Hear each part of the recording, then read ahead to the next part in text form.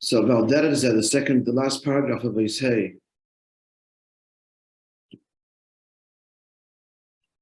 So what is the point of the Maimon? What is he saying? That Dafke Chesed Zutra, small quote unquote Chesed, as opposed to Rav Chesed, which is Chesed of Arich. Therein lies the deepest investure and the deepest connection, and it's called small, not because it's any less, on the contrary, much as more is given over by the Eibishter, by the Mashpia, in Chesed Atzilus. It's called small because, on the contrary, it's mitzad the bittul.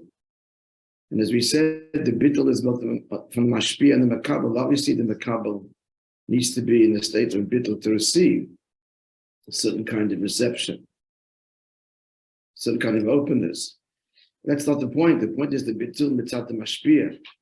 Meaning to say, the mashpia's devotion to the welfare of the makabel, to the need of the makabel, and to leave the mashpia's world and to be engaged in the world of the makabel. That's the bittul he speaks of. That's the bittul of Avram's ashpah. Avram's chesed was because Anochi Ofa Ve'efim. Now, Balderach Ze'efesh Bein Toyu LeTikun. So this is a similar difference between Toyu and Tikkun. Toyu are the infinite lights that cause the shattering of the vessels, and Tikkun is Atzilus, where the lights become contained, the revelation become contained to be received and absorbed by Kalim. Sorry, I may have missed it in the first class, but can you explain the bittul of Avram that compared to the bittul of right now? Like, how are they the same? What is the bittul of Avram? The bittul of Avram is you sincerely meant people should be helped. Oh, okay. You mean he went out of his way and invested with the people? Yes. And the bittul, in addition to that, the bittul is also that his wealth, he did not take credit for. It's a gift and it's a privilege and a responsibility to be able to share it with others. That's all bittul. He didn't claim title to his wealth. And moreover, didn't claim title to his mid of chesed. The Eibishter gave me a mid of chesed for what? To help somebody else. He didn't view himself as a nice guy. I'm a nice guy. So what does it mean that we're talking about Oiris and Kalim? We could devote the entire shir to that too. But as we said yesterday, one has to be mafshit advarim megashmi uso. One has to divest the subject matter from the physical language. Even though that is the language, Oiris and Kalim. They have no other language. But we shouldn't get stuck on it. So Natzilus, the Oiris Alefi Erech HaKelim, in simple language means that there begins the process of Hashem's revelation towards a relationship with us. That's what Oiris and Kelim means. Whereas Mashenkin b'Toyo haya Oiris v'Rubin shelo lefi Erech HaKelim. But in Toyo, which is not the Kavan, and therefore it's chaos, and it leads to shattering.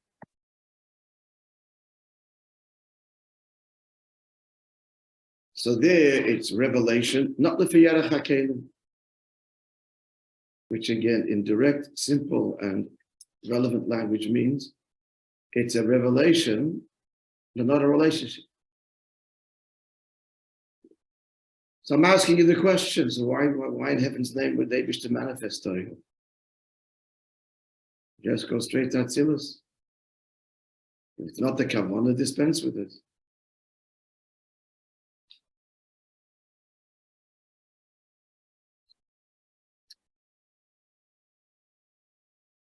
Anybody? One answer to that. Why Hashem wanted to bring his light into the world? So bring it into the world to begin with in a way of Oiris and Kalim. Just start the relationship for God's sakes. What's this Torah business?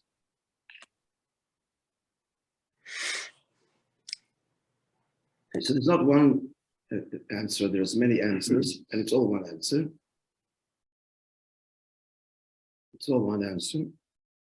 We'll just say this as we're repeating that the Maamar. Since Nis'ava Kadosh Baruch Hu released a dir b'tachtonim,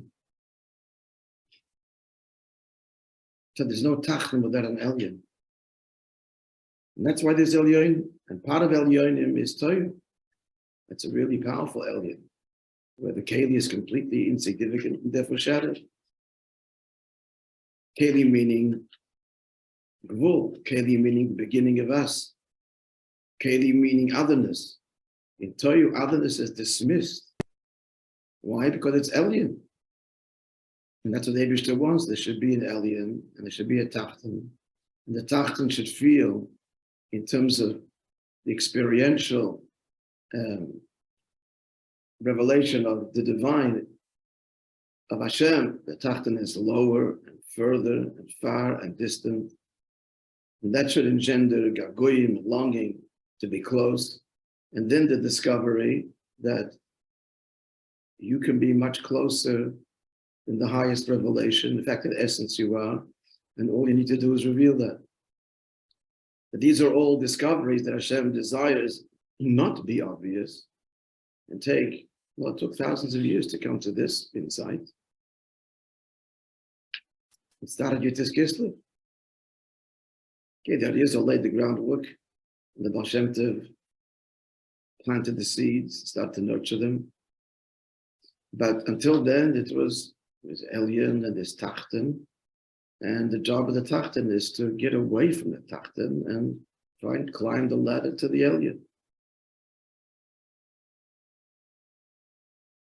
And the Eibishter wanted that by divine design, because that's what Dir Tachteni means. It's got to be clear. There's a Tachten, this is an Elyon. And that's why there's Rav Chesed. And that's why the early Mukabalim called it Gedula. The Arizal that began and laid the groundwork for the Kavanah Pnimius. So then he changed it, not Gedula. Gedula is Elyon.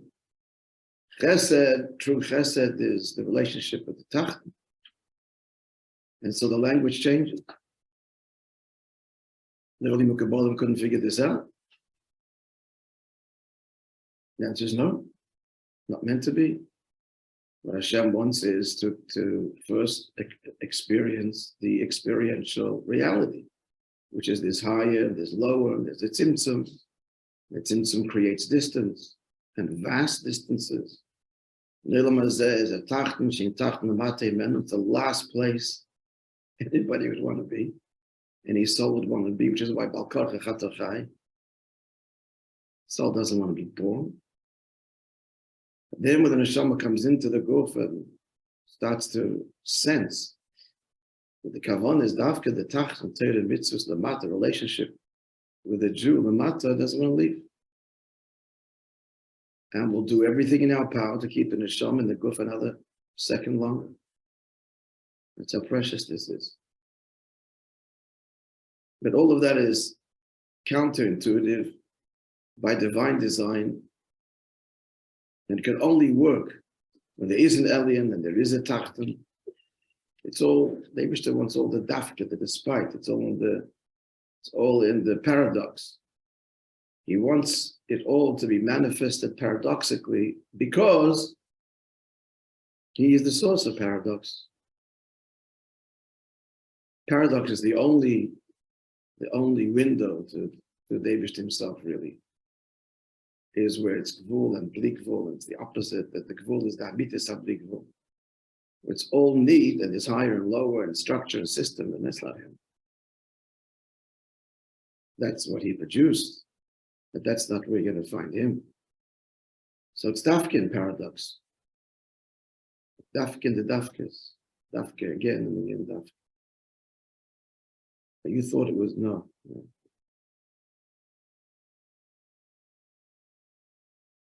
It's endless. It's endless. It's in every truth. It's every truth. If it's endless, will be expressive in some way of this paradox. It's where you thought you couldn't.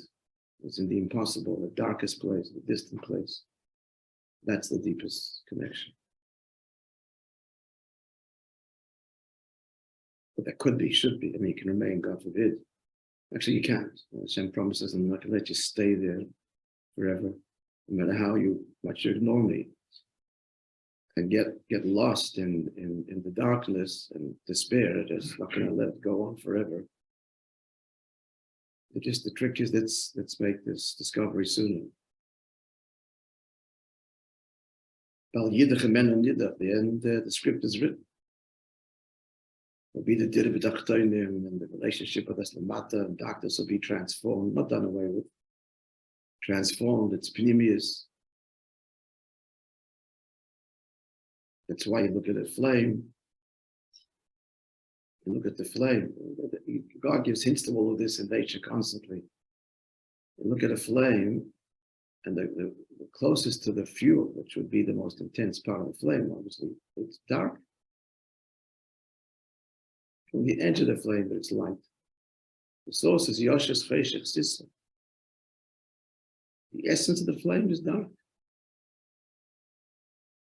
Which in Gashmias, because it reflects the neshama, the Gashmias, if we probe it deeply, as Chassidus opens our eyes, we see all of this in Teva Bems. The rotting vegetation is really the source of the compass, the source of the greatest, richest life.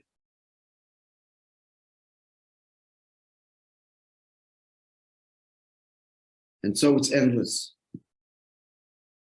So there's no room for despair. It's only hachana for a deeper appreciation.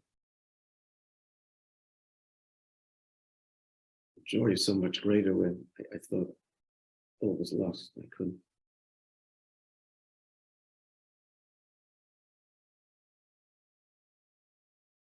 Okay, so let's continue. Yeah, middle of voice. A couple lines into the paragraph.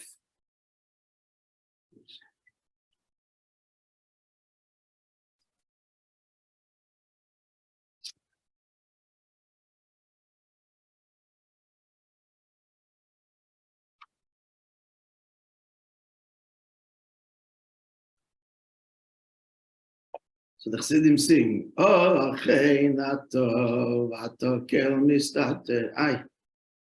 you're a God that conceals, that hides. What they're saying in the song is, but there in that mistater, that's where the melody reflects the irony and as only a niggin can.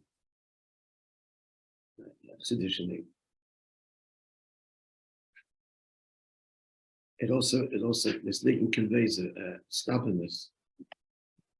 Oh, okay, not kill me, stop. It's reflective and stubborn. So keep on going in the starter till we find you. Not giving up.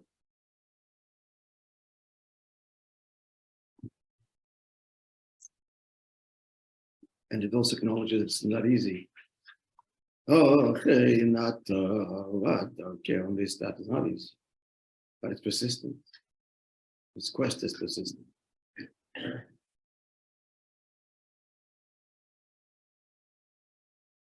Interesting, they didn't see. The exact translation of that song? Pardon? The exact translation, what does achein mean? Indeed. Achein. Indeed, that's the irony, indeed.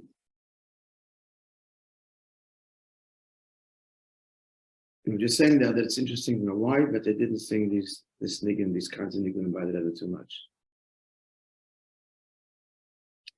By the Fabrengen, he wanted it's the gilu now, not the darkness, but this is the place where we're going to feel the oil. Then they didn't appreciate the gagui and the longing of these kinds of nigun. They've sung sometimes, and you see that his reaction was not dismissive. It was.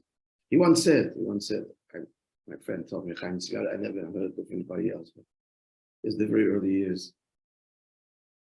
He said something like, you want to depress me? Yeah, she said he didn't, because his nature was that way. He's just coming from the Holocaust. He wanted, it's the darkness where we yaitze that. We want to get out. So now, Simcha. We yaitze that for thousands of years. It's time for the transformation.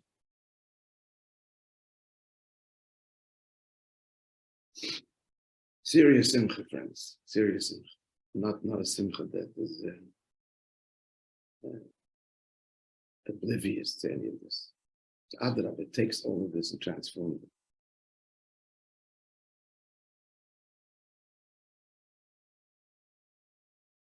Yeah, those were their swords, right? What are we talking about? Okay, well, let's again. That is Efeshvein Toiletikon Shebetikon of Derech what? The Rav Chesed and Chesed Zutta that we're speaking about earlier. That Tikkun by Moedes Bekelim Shazel Bechinas Oid Pnimi Shleviadach HaKelim. Here the revelation Oid Pnimi means it gets into the world of the Keli. Toyu is higher. Great revelation and Kelim, finite you, us, me, you, dismissed. So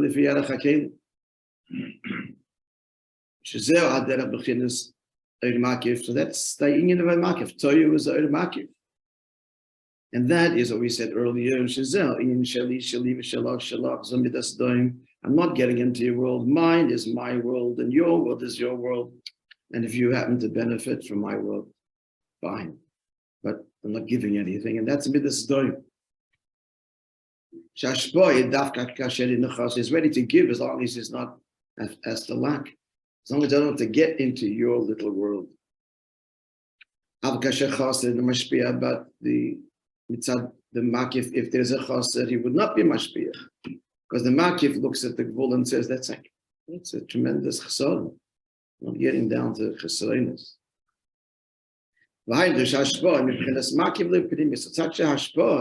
And there's place for this in Kedusha, as I said. The chassid, a person needs to have an effect of his environment just by being. There's that aspect of ein chassid. If it stops there, your refusal to go further and engage, then it's midas doim. But there is this inyan, it has its place. Adarab, that's the test of a chassid. Your presence inspires. In Kedusha, it's necessary, but the thing is, it shouldn't stop. Because it stops, as we said yesterday, it's Pel Shviras HaKelim, because people say, I'll never be like that, so they give up.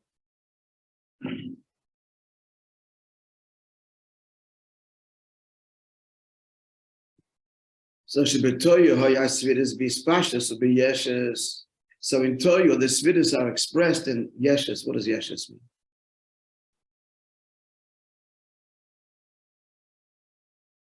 It's a question. We're talking a higher madrega velikus. We can't get Yeshes.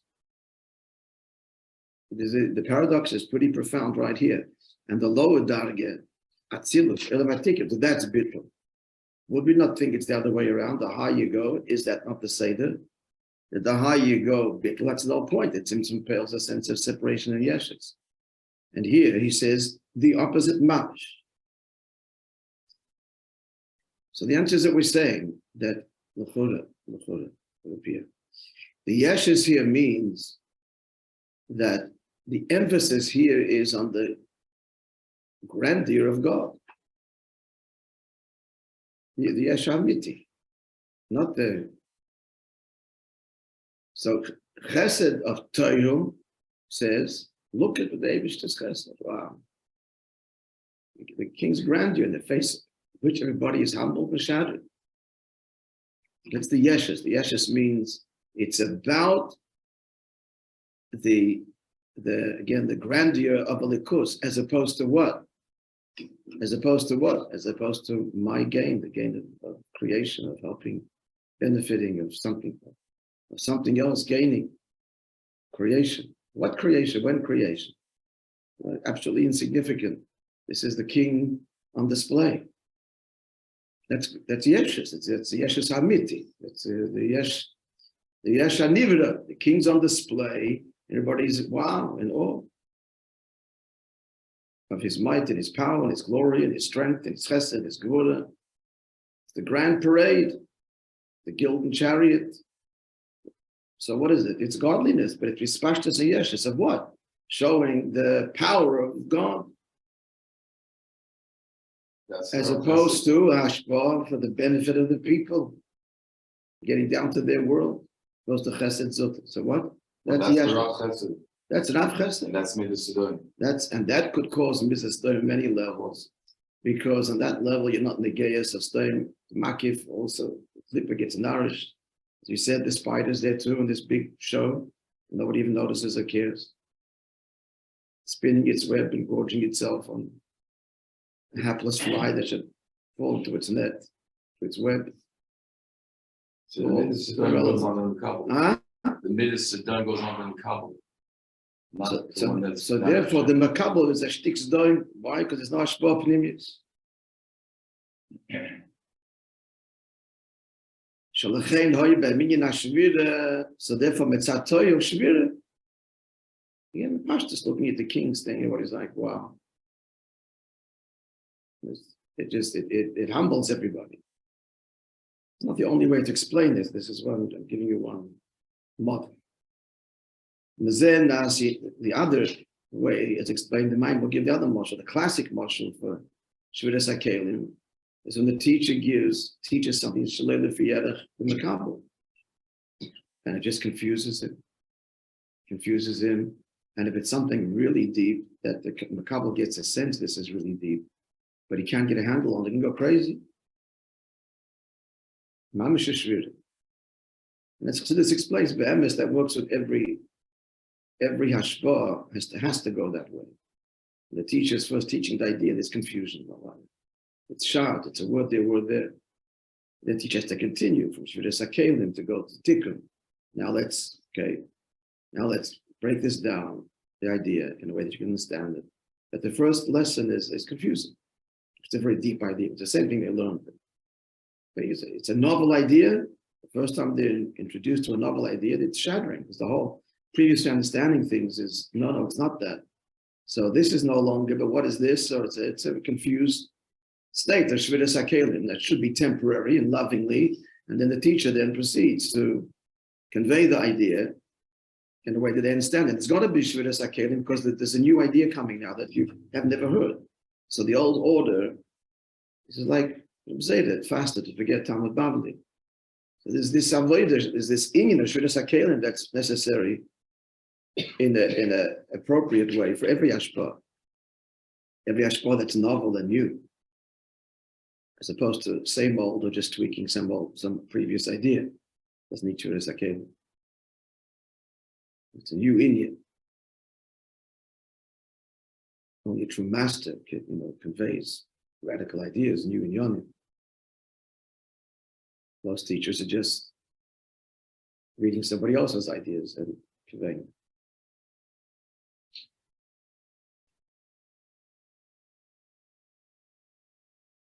So that is, yes, so Toyo, this Vidas Abis. I hope we're not getting confused because we're giving different models for the Indian. They're different externally, but B'pnimius, it's one Indian. So if we get stuck on the external model, they're not the same and it's confusing.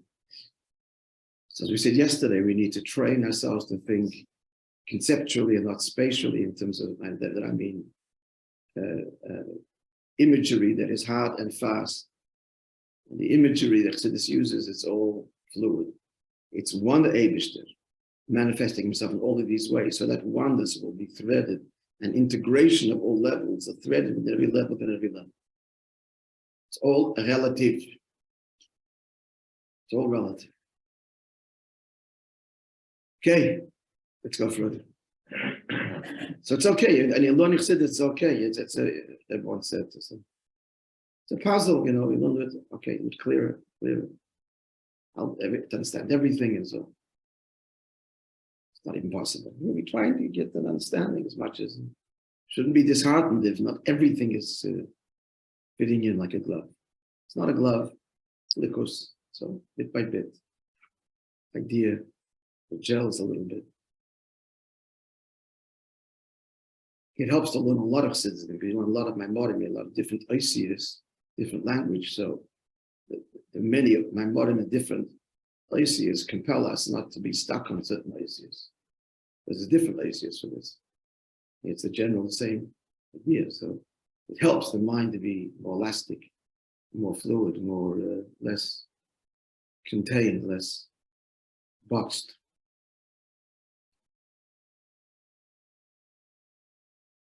So going further,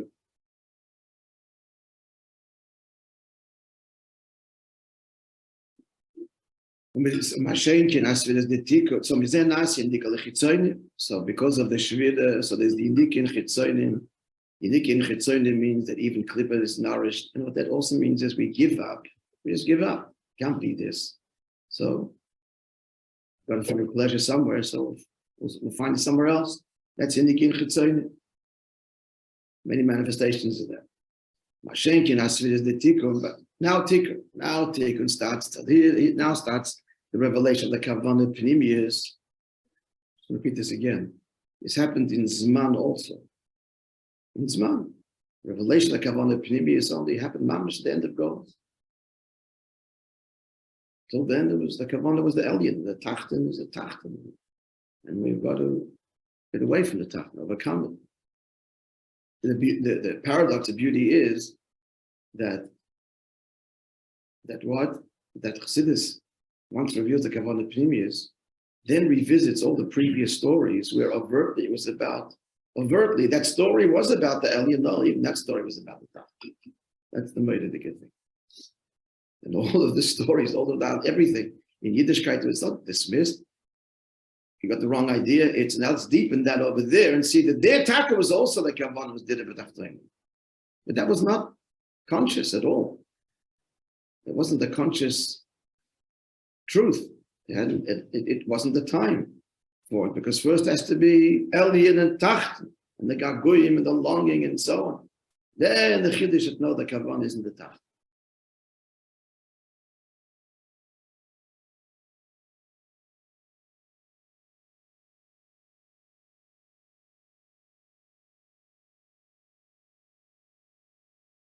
And then it says in Chassidus, when you lift a building, you lift it from the bottom, a lever, commotion a lever, and it lifts all the top stories as well. So the end of Golus, when Chassidus is revealed, that the Kavanah Pnimius is direct Achtonim, it's radical. It lifts all of the structure till now.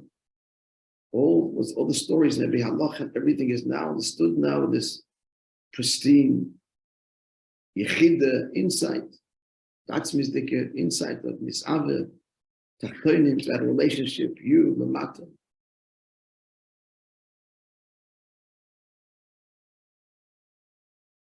I mentioned this yesterday to the girls in seminary. It's worth repeating. I've said it. It's such a disarmingly simple observation, and that is that the entire Chumash, there's no mention of heaven or hell. It's astounding. This is the primary tract of our faith. And in Havdol Elef Havdolas, every other, holy text, that's all it talks about from the get-go. But that's the point. Believe in the soul and the hereafter, and it's all about. It's just different what the hereafter is, what exactly is. That's really the whole difference. And how you get there, but it's all about the afterlife, and there's no mention. No mention the whole Chumash. So there's this Tirutzim and the Rabban said it's in light of Chassidus, of course, it's not about. And Eden is Achana and Yehanim is Achana. That's all the Achana.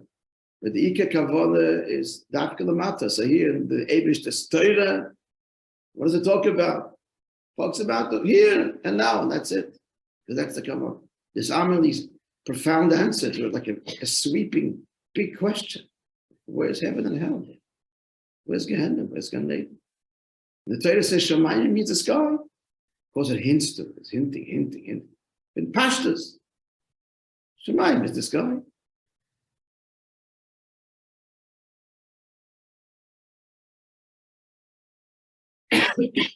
Many other questions. Now, all of a sudden, another question, just to consider. The obsession with the details of mitzvahs. That's the point. Surely the mitzvah is to remind you it's symbolic, it represents, that sounds understood. So, as you well know, the difference between a kosher mezuzah and not a kosher mezuzah is a spot of ink. If the letters a chaf and there's a bit of extra ink there, it looks square as possible. Shabbos, we just had in shul, the Valkyrie, it looks like there's a hair split. We get the idea, it's a little hair split. What's it got to do with? And every mitzvah, kashrus, every mitzvah, myriads of details. Why then negeya? And it's so negeya whether you're yoytze or not yoytze, bracha levatola, God's name in vain, like what? But now with light of Chassidus, all kavanas did it, but achtoinim. So the godliness has to pervade the minuscule details of life, time, and color, and space, and weight, and the specifics. It's all about the specifics. The relationship isn't the details, and that's why in marriage and everything it's manifest. This truth is everywhere. It's not the big moments that define a marriage, although you need to have them. If you ignore the birthday, the anniversary, like something's wrong. But really, the depth of the marriage is what the daily interactions, the small things, and the more inconsequential. That's where the etzem lies. That's where the sensitivity lies, the connection lies, the tone lies, the cap on the toothpaste or not on the toothpaste. She doesn't like it on, so he puts it up. What difference does it make to the marriage? He's betrayed it. It's a cap on the toothpaste. But it's in these small details that's where we're really connecting. Hashem makes it like easy for us to see this in nature. Why? Because in nature it's also hidden. It's all one kavanah. It's all one eibishter, one kavanah. So Chassidus reveals and opens eyes to see this in mitzvahs, and even in Tampa, this truth is again and again expressed, in multifarious ways. The eyes are open, you see that everything. And science is certainly helping. Dramatic, drastic. Understanding the wonders of everything, the paradox of everything. Especially quantum physics, of which I have no clue, but just know about it. But a little bit that I've heard, it's all so paradoxical, constantly.